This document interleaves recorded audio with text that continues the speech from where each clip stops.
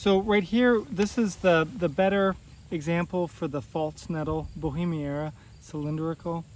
And see how there's the flowers are like these little balls, and as they mature a little more, they'll look like these little balls. It looks kind of like you gave a 8-year-old the ice cream scoop and left the room. I mean, it's just like piled on top of each other, these little balls, but they're kind of mixed together, so it's hard to see the balls themselves. And these can be really big, and they can have leaves coming off of them. But remember, the serrations are these triangular pointing forward. And obviously this one is not stinging, otherwise I wouldn't be touching it.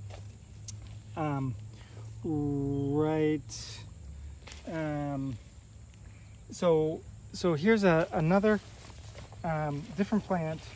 This is a smartweed, or polygonum.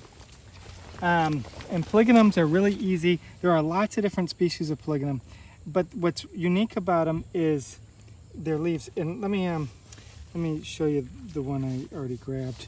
See how maybe this one, it's real obvious. See that it's got this weird sheath-like thing that maybe this one's even more blatant. Yeah, that one's showing up a little bit better at least. So it's darker, and it's weird because it wraps around the stem above where the leaf comes from. That's called an ochrea.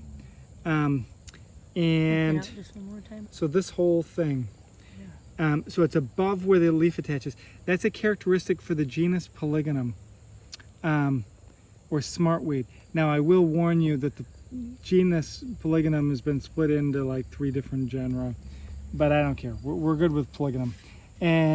But there's a lot of species of it. So here's one species, and this one happens to grow in the water. I grabbed it out of the water. So here's a different one, and if you look though, you can see that ochrea really easily. See, I can kind of pull it back. I can scrape it back. See what I mean? How I'm scraping it back. Mm-hmm. So anytime you see the ochrea, it's polygonum. Polygonum, we saw rumex in our last lab, and the seeds were the triangular kind of spaceship-like things, and then they also tend to zigzag. So they're straight between the nodes where the leaves are, but then they tend to zigzag. This one you can see a pretty good zigzag.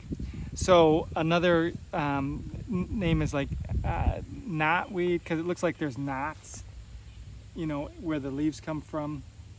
But there's that zigzag. Just because this is so pretty, it's right here. Don't pick this, but this is going to be a cardinal flower, and it's got beautiful red flowers that'll open up. There's usually a little bit of it here. Again, don't pick it. There's this grass. This is on a future lab, which we should see in just next week. But I always have a hard time finding it. And see how it feels like it's ripping my skin? Because it's ripping my skin. This is Learsia. The only way I would know Learsia is because it's really rough. You can hear that. I mean, I don't know about that, but you can. Yeah, you can. I mean, you can rip your. This will cut you. It's Learsia or cut grass. That's good for this little spot.